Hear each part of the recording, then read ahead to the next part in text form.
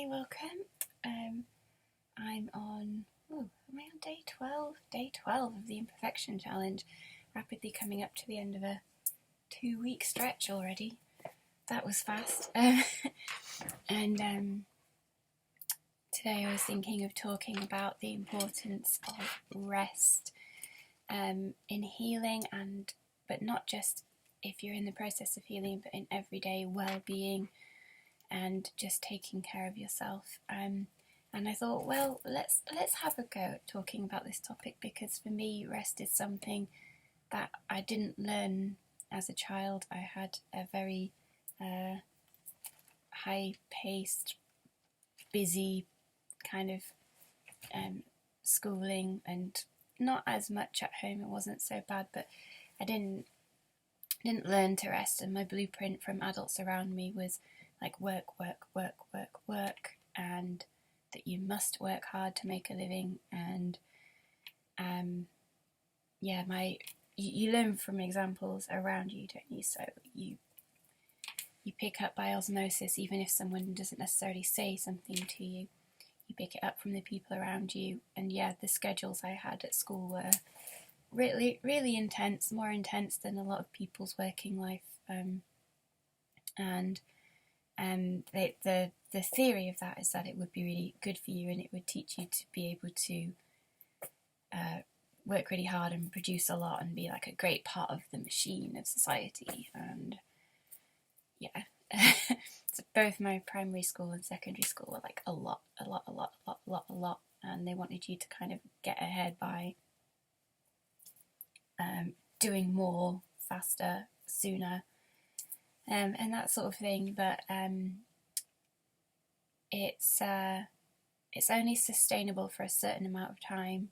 And my biggest life lesson in the earlier portion of my adult life has been to notice that blueprint, and once you notice it, kind of learn to understand it and where it came from. And then once you can notice the patterns and understand the origin and the patterns, you can then look at changing it, which is how you change anything, really, is noticing it, understanding it, and then that's the first step to to making it different and changing it if you want it to be different. So yeah, that's what I was doing in a lot of my early life. And I mean, at first you feel like, because that's all you've known around you, you feel like, this is how it has to be, and I have to get used to it, and I'm just going to be tired all my life. So it's getting out of that mindset first as well, that things can be different. So realising things can be different, becoming aware of what you're in, and also understanding why you're there is important for change. So yeah, that's where I've been. And then in the last few years or so, I've been trying to make a more balanced pattern. So still being able to do things that I really want to do or are required of me for just getting on in life. Like, obviously some things are required, and you can't neglect basic things like getting your food and whatever and those kinds of things. But everything that I wanted to do with my personal projects and bits of work, whatever, it's balancing that with rest. And one of my biggest lessons has been to take time off. And when I was in employment, when I asked for time off, I was regularly told no. But now I know that it's kind of an arbitrary no. It's like a not real no. So if I need the time off, and I say to them, I need the time off, and I want to book holiday or whatever, if they say no, then I just have to take a sick day because it's for my well-being. I think there are some employers in more recent times that allow mental health days, which isn't quite the same, I think, as if you just need a general rest overall. But if you have an employer that offers mental health days, I'd take advantage of that. if you can. But however you can negotiate time off, whether it's holiday, whether it's sick days, whatever, if and when you need that, it's important to take it. And I know when I was getting to a point when I knew my body was telling me, and I knew in every level of myself, I just needed to not work for a little bit. I needed like a I needed a holiday basically. I needed a block of time to just rest. I was really underskilled at putting that across, at how much I needed that, and how you word it potentially can help your employer to understand better how important it is for you. And if you are in a situation where that can't be granted to you, you don't have an employer that can understand that. It depends on how big your employer is. If you have a HR department, I think in the States they call it personnel, or they, I can't remember. I've come across the term, you guys know. In UK it's HR, which stands for human resources. But if you have a larger workplace, there'll be some sort of department that takes care of like the human side, the people, the well-being. If it's a smaller business, you've got to fend for yourself, and if they really won't stick up for you, I've learned it's actually best to leave that job. It's not going to serve you, and you might have other elements of that job you're happy with, but putting up with a certain way of being and suffering through, I think it should just not be accepted. We shouldn't be made sick because of how our work treats us and the routine that's expected of us, which is what has happened to me in the past. So yeah, advocate for yourself. And then on the other side of it, so that's kind of the employer-facing side of it.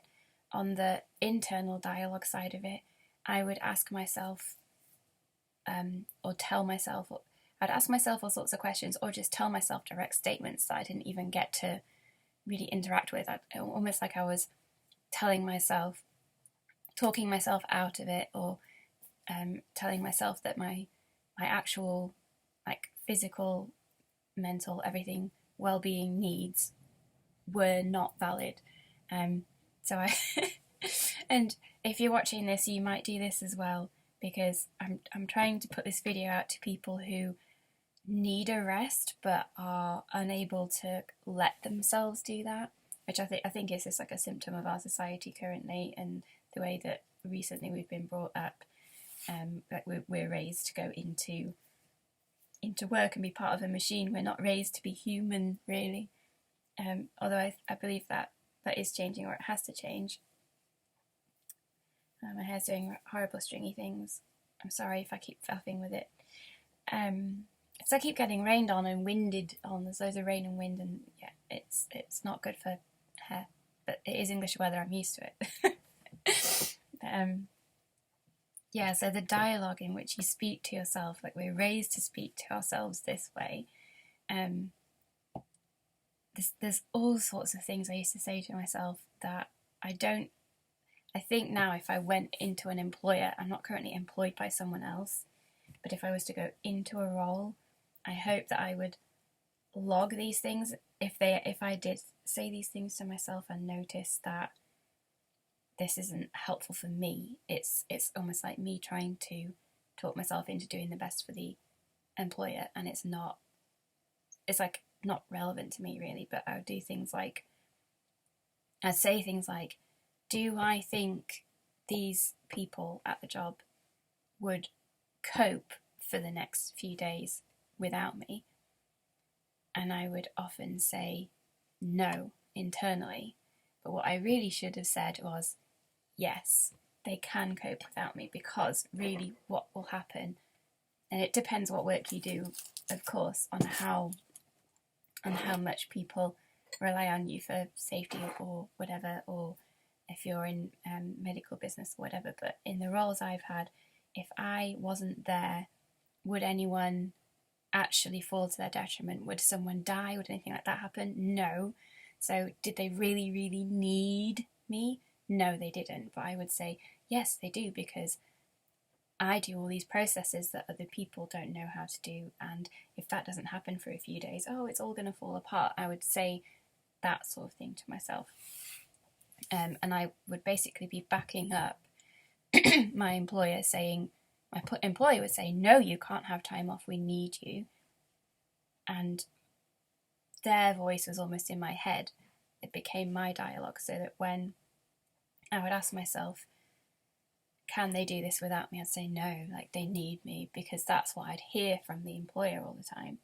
But I say this in the nicest possible way, but everybody is replaceable.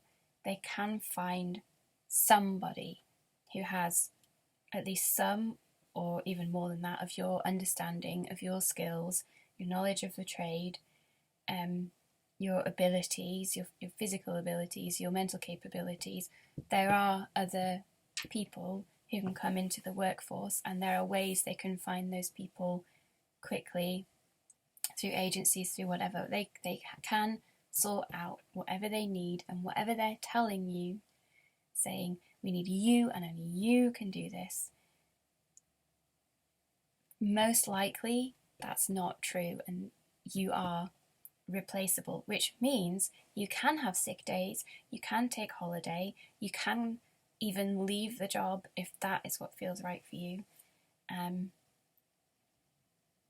it's worth just sitting down, having a chat with yourself, your real authentic self, and checking, are there voices in your head that are not yours, that are coming from your employer, or maybe even from the past, from a teacher, from a parent, from another role model at some point in your life? Where's the dialogue coming from?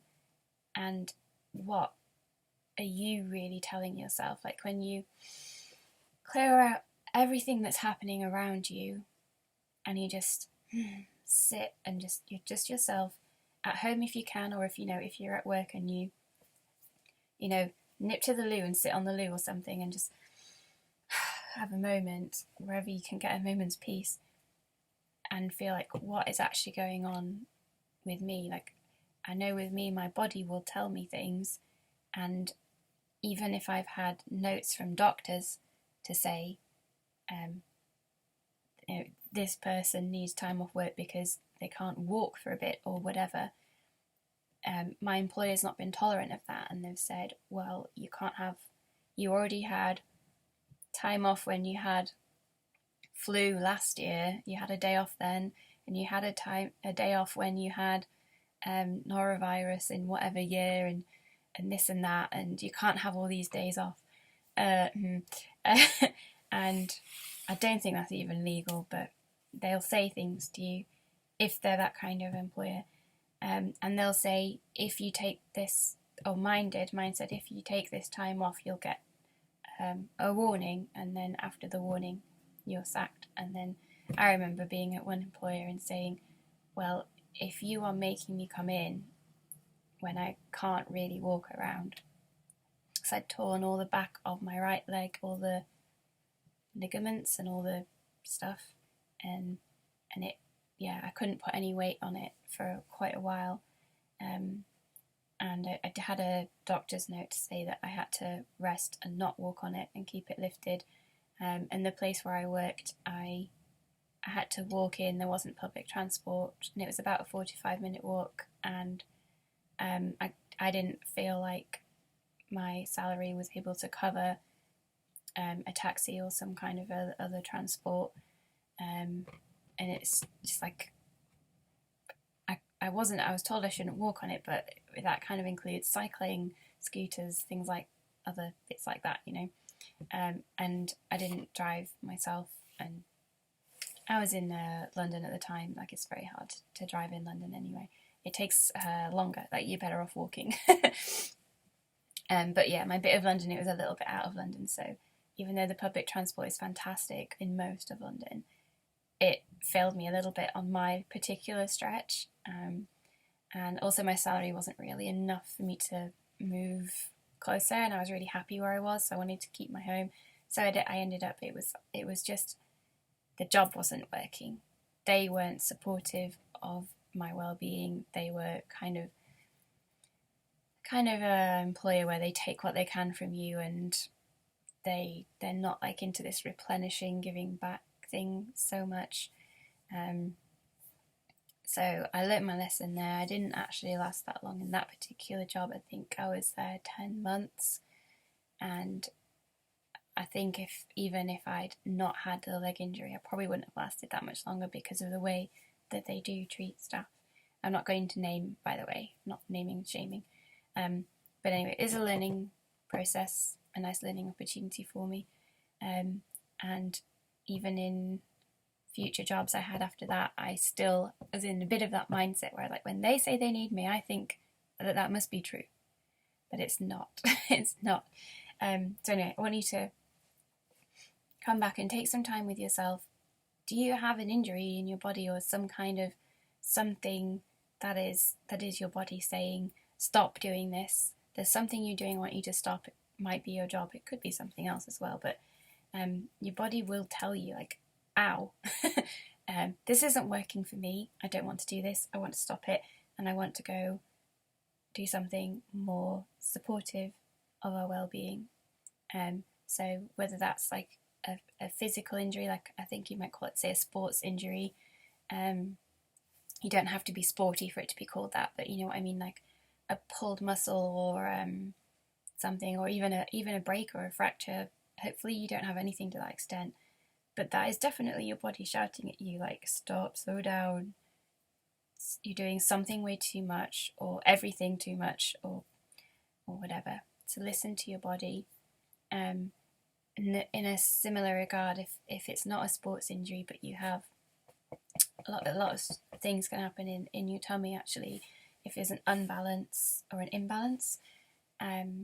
So you might have IBS symptoms, things like that, and you might notice there are particular days when it's worse than others. So say if you don't work the weekend, you might find your tummy's fine on a weekend, but it's worse, say, on weekday mornings as you are getting ready for work, or when you first get to work, or basically the most kind of anxious time for you about the amount of work that you might need to do there. And also check in with, obviously, your feelings, your emotions. And I don't know if stress would come under that, maybe stress is, because you can have physical stress and mental stress. There's all different types of stress, but yeah, check in with how you're feeling. If you're not at all in any way lit up about any part of your job, it's probably draining you on just a dissatisfaction level, even if you're not overworked in terms of quantity.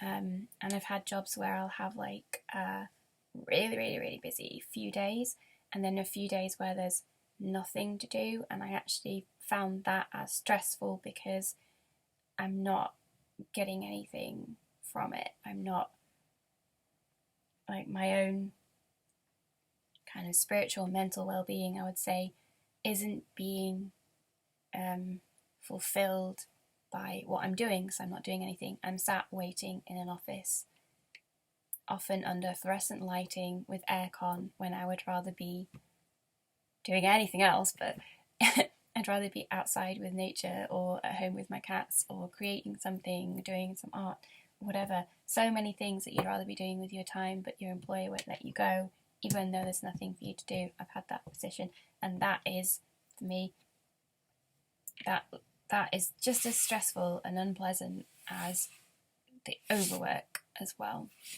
And especially if you're seesawing between overwork and underwork, not pleasant.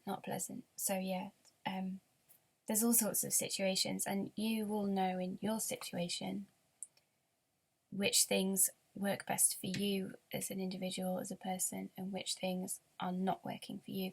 And you'll know if there's somebody you can speak to about it, and see what they can suggest at HR or whatever department, or your manager directly. Maybe if it's a smaller company, I think your manager will have to kind of be your HR person, but then your manager might be the problem in this issue. But whoever you can find to speak to, or it might be your manager's manager, you'll know in your personal situation where you can go to. But if there doesn't seem to be a route forward, or if you've already explored all the routes, just want you to be brave in saying that you need the time off. And whatever you're asking yourself, check it's your voice saying no or yes. So if you're exhausted and stressed and whatever, and hurting in some way from all this overwork, then usually whatever the question is, should I take a day off? And if you're saying no because this, no because this, no because this, usually the answer is actually yes, you do need a day off. If you're even thinking about needing a day off, you probably do.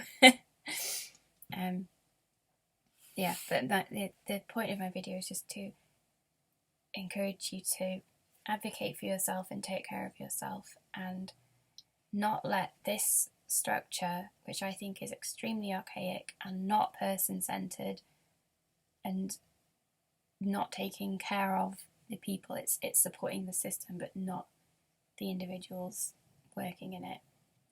Just leave this archaic system behind and say, I'm not going to buy into that anymore. I'm going to look after myself, and I'm going to take time off. And it doesn't matter if someone judges you, if your colleagues judge you, your friends, your parents, whoever is around you, who you mention it to, if they say, oh, we're taking all her time off, it's not responsible, or it's not something, whatever, it's not kind to your employer, or whatever they might say, ignore that and focus on your own voice.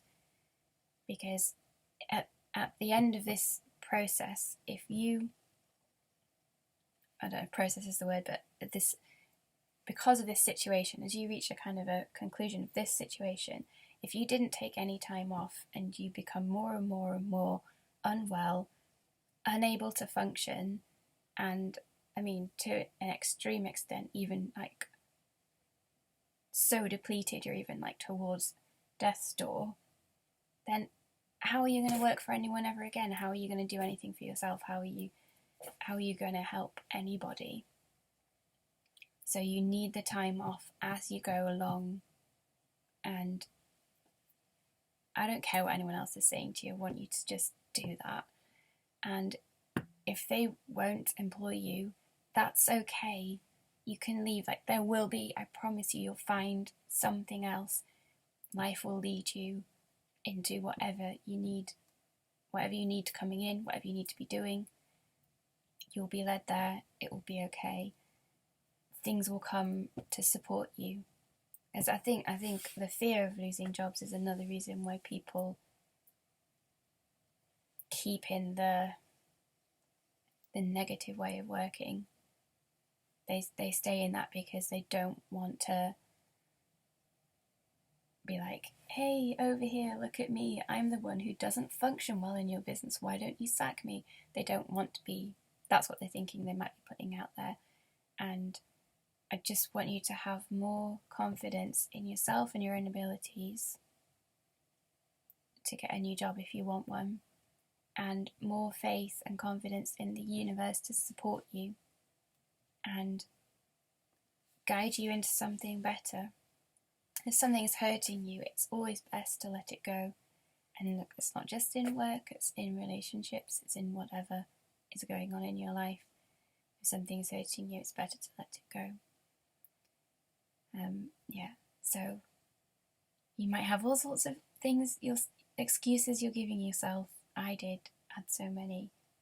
Because, obviously the one I mentioned about they need me was my main excuse, but I'm sure I had a lot, and I had some more other jobs than others maybe, but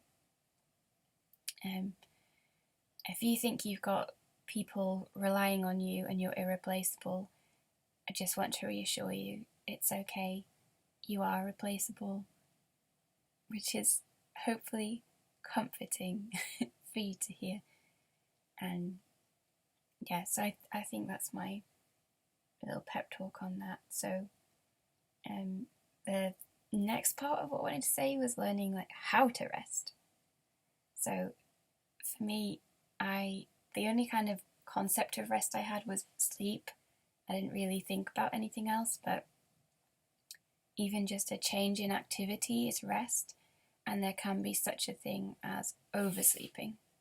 But if you are completely exhausted and depleted, don't go hard on yourself saying you're oversleeping. It's okay, you will need a lot of that kind of rest. But if you've either not got as depleted as that, or you're coming out of that depleted, so maybe you got into a severe burnout, which I have before, but you're coming out of a severe burnout and now you're just in a mid-stage, I guess, a limbo of not completely depleted and unable to function, but not able to, plow yourself into full-time activity. If you're in the midst point, which I'm kind of in at the moment, but I don't know, some days I can do a whole day of stuff, and then other days I'm like, I know I need a certain amount of rest this particular day. So I'm kind of a part-time project person at the moment, and I'm not like a full-time 9 to 5 or whatever kind of normal work hours person, 5 days a week or more anymore. So if you're in that midst and you don't need like so many hours sleep, you might still need 9 or 10 hours sleep a night, I don't know, but you feel what's right for you. But you might not need to sleep past noon, say, on a morning. It's finding activities that provide you a little bit of variety, aren't too exhausting, and that you can space out a bit, and not go into like masses of it. So like I mentioned in earlier videos, my partner is a sound therapist and I go to his Soundbaths quite frequently, and that's how I met him, was through looking for those restful activities and ways of healing. And I do recommend a sound bath. However, if you were to sit in a sound bath all day, lots of days, that wouldn't be supportive, because you need the bit of variety in between. And of course, in a sound bath, you're just lying down as well, so you're not getting exercise if you were doing that all day. So really gentle activities like sound baths are fantastic alternatives to sleep, but spacing it out with other things that involve a bit of movement, which might be a really gentle walk in nature, and it depends on you. If you were a really high energy person before burnout, you may find you can have a little jog or something like that, but I would say on the whole, a gentle paced walk, and probably not jogging and not speed walking the majority of your exercise time, would probably be more supportive at this time. But you feel through your body what you're capable of. So gentle walking, other gentle movement exercises, I would say Qigong or Tai Chi, really gentle movement, and it works with your Qi, your energy flow. Other words for that are prana. I think they use prana more in yoga, and that's more of a, I think that's an Indian descended word, whereas Qi is more China, Thailand, Japan descended word, but they basically all mean the kind of internal energy of you, not exactly physical energy. It's it might be worth looking up the definition of Qi. Maybe I'll write it somewhere down in the description. But I think you'll gather what I mean. It's not like an uncommon thing in the world. And working with your Qi, your flow. Another really good, I know an energy practitioner who does really simple physical exercises, really simple, called Prune Harris. I'll link her below. And she can feel and see energy to a greater extent than I can, and she can read the energy of a moment, of a month, of a season, and tell you what gentle physical exercises support you in that kind of energy that we're experiencing at the time. So she does monthly energy predictions, readings, things, whatever she calls it, an energy reading. And I always check in with her. I've known her for a few years now, and her exercises are amazing. They just give you a bit of a tune-up. And they're so simple, and most of the time they can be done sat in a chair. So if you are really just like, I don't even want to stand up today, then they are something that you can do quite simply, possibly even lying down. I'm sure I've done a lot of her exercises lying down when I didn't feel like I could get up. So yeah, Prune Harris is a great one, as well as Tai Chi and Qigong practitioners or teachers. I was going to mention yoga, but just be careful that you're choosing a gentle type. I don't know all the types of yoga, but some of them are quite fast flows and quite intensive, and they're better to probably avoid when you're coming out of burnout. And you'll feel as your energy increases if you're ready to take on a bit more. But if you are attracted to that kind of higher intensity exercise, just doing it for a shorter period of time than you would have is probably better. So if you used to do maybe half an hour, maybe do 15 or 10 minutes instead, and then just see how you feel. You can always do another bit later if you feel that you have the physical energy for it. And you might find just a bit of fluid dancing, nothing too strenuous again, and not doing it for like hours on end, which is a bit of my downfall in burnout. Is I'd be like, oh, I love dancing, and then do way too much of it and be exhausted for days afterwards, and be like, okay, I've realised I need to just do that for like half an hour tops, and then rest, and then it means that I won't be completely out of order for the next few days. So yeah, again, either really gentle, flowing movement type dancing, or if you're into something that's more intensive, just limiting and not doing like a whole evening block if you're going to classes, or if you're at home and you're putting on music, just limit the amount of time that you're putting the music on, and tell yourself, we're really having a great time, but right now, body and I need a rest, so let's stop that and we can do it again another day. So physical exercise can also be rest, especially if you lay down or sat down all day and still all day motionless. A little bit gentle exercise is a form of rest.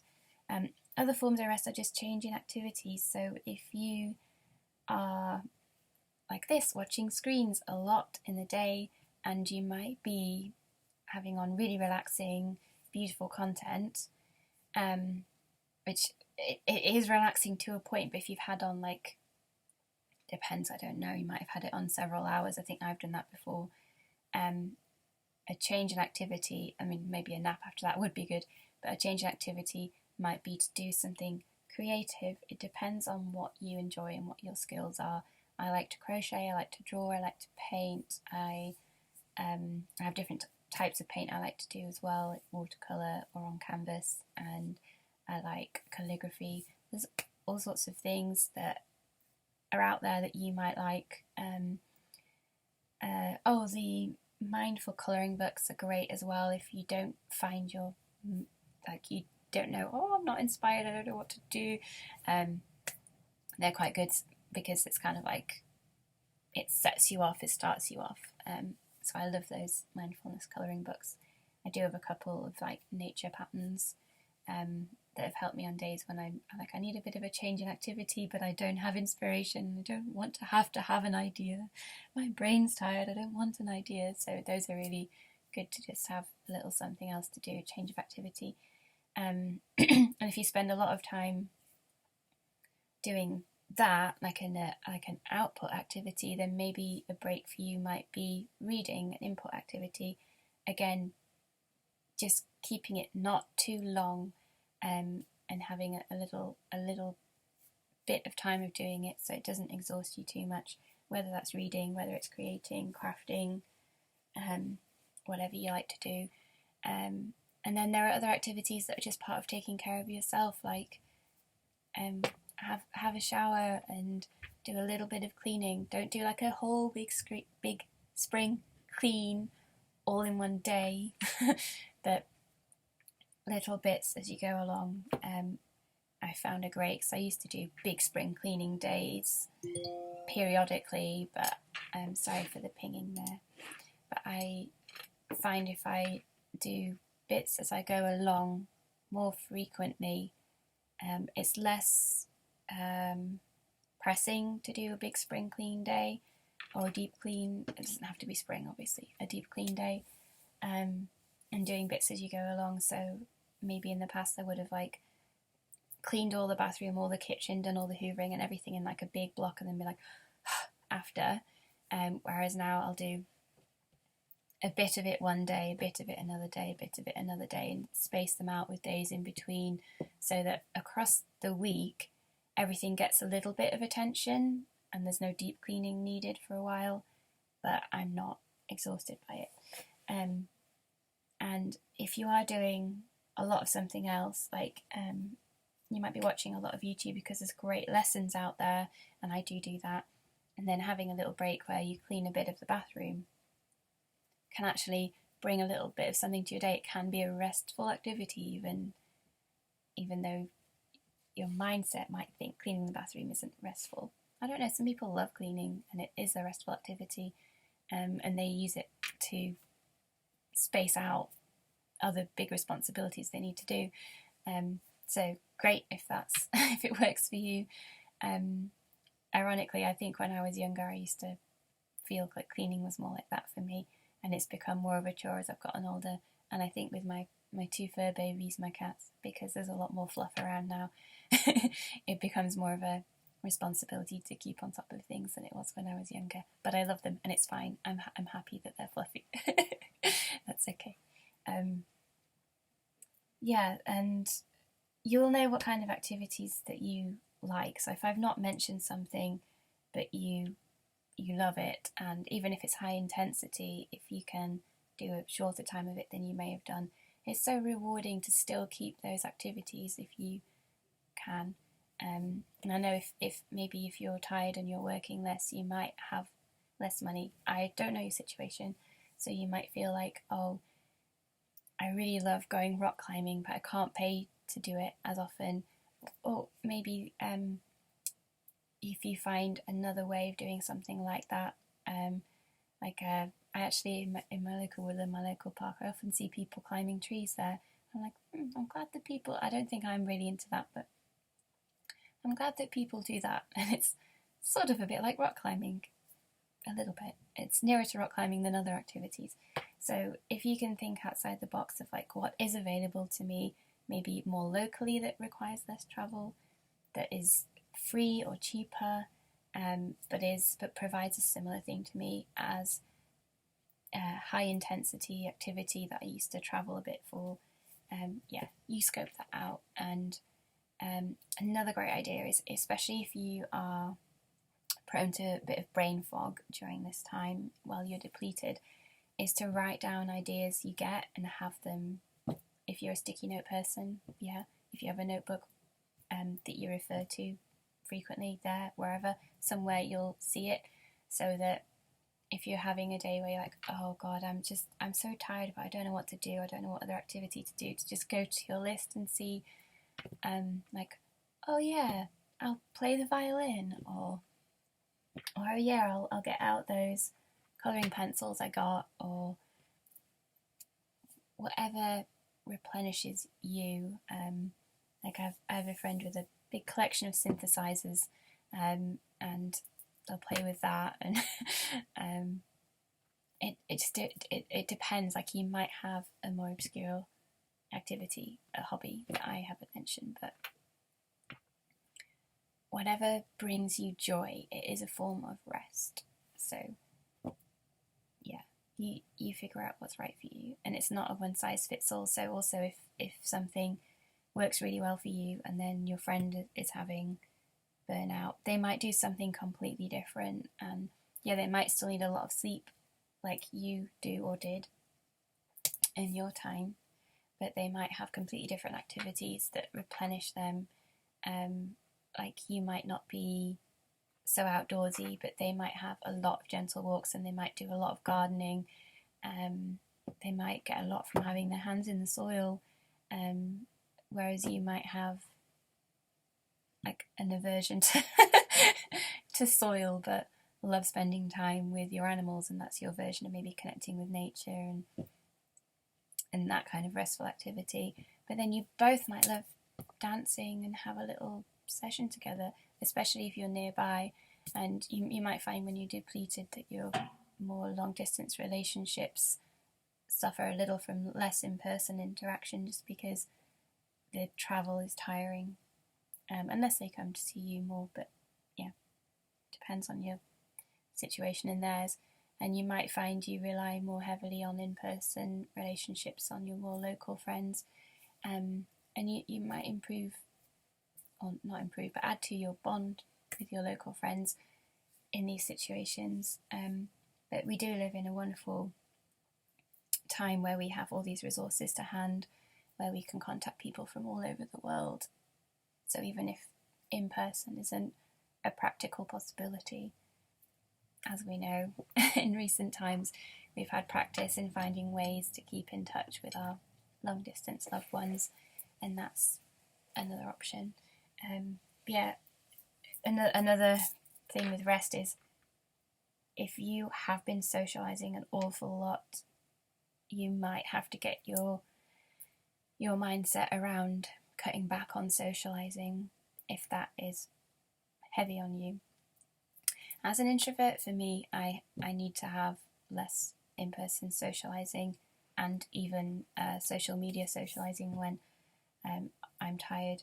But if you're an extrovert, you may find you still can do a lot of that, and that's replenishing for you. I don't have the experience of an extrovert myself, but you'll know what replenishes you more if you need to see maybe local friends more, but if you need to see people more, you'll know. And if you're taking a bit of time off work, and whether it's a sick day or whatever label that they have to call it for you to have the time off, if you do need to go see a friend, or you do want to go dancing or whatever, or go to a garden centre or something, don't feel like you can't because it's technically a sick day. You can. Those are restful activities that will replenish you. It's okay to do that, because I've had that mindset before as well, where it's like, oh, I've got a sick day, so I shouldn't leave the house. I should be being sick at home. I don't think that's going to help you. So whether they call it a holiday or sick leave or whatever, you don't need to buy into that label necessarily. You know what's going on with you, so don't make yourself feel more sick because of the wording, the vocabulary used for your time off. I think that's probably like the guts of everything I wanted to say.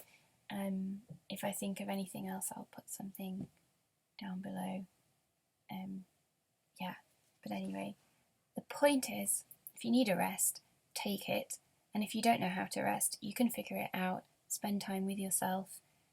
Try different things out, and you can even make notes of like what really tired you out at that time, because when you are really exhausted, you're a different person to who you were even months before, maybe even weeks before. But the time when you were just like going boom, boom, boom through loads of work, you had a different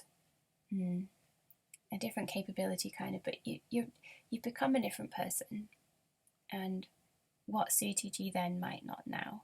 So a big blowout night out and not getting home till 5 a.m. may have been really nourishing on a level, on some kind of level before, but you might not have the ability to go out and just blast through that kind of a night out anymore. Depends what you're into before and everything. Obviously, I'm not saying that you should have done that, or you should be doing it now, or not. Again, just feel for what's right for you.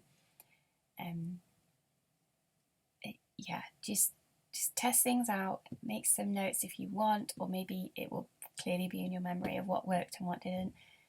And do a little bit of going with the flow as well. So I found when I was super busy. I had a lot of plans, and then when I was in my more tired states, I just needed to not plan so much in and go with the flow. And you may find, oh, I've got a nice bit of energy, I'm going to go for a walk, even though I sort of, my vague plan was to see nobody, not go out, not do anything, and just do little bits of stuff at home. And then it might even just be beautiful weather that you want to go out and see, and a gentle stroll works so beautifully in with that day that, yeah. So if you need to plan some things in, of course do, like if you've got special occasions or whatever that you want to plan in, and then keep a buffer either side of that day of a really tranquil time so that it makes it more doable to actually join in special occasions as well. There's just so much you could say on this topic of rest, and I think I'm still learning as well. And I may even, if I find myself getting depleted, I'm probably going to end up looking back at this video and some of my own notes to remind myself, oh yes, that's what I need to be doing. So and if you have ideas, or you have lessons that you've learned around taking rest, proper rest, recuperation and well-being, if you want to mention it in the comments below. Again, no pressure. I always say don't feel like you have to share anything unless you would really like to. Then the comments section is there, and maybe we can swap tips with each other down there, with me, but also with anyone else who's watching. Of course, with YouTube there's so many silent watchers that like you don't know exactly who they are and what might be a benefit to them, but there's people there, and they might, if you've learnt something recently, it might just be that piece of wisdom that I or someone watching needed to read at that time. So anyway, up to you. Feel whatever you like, and if you're too tired to type, please don't comment, that's fine.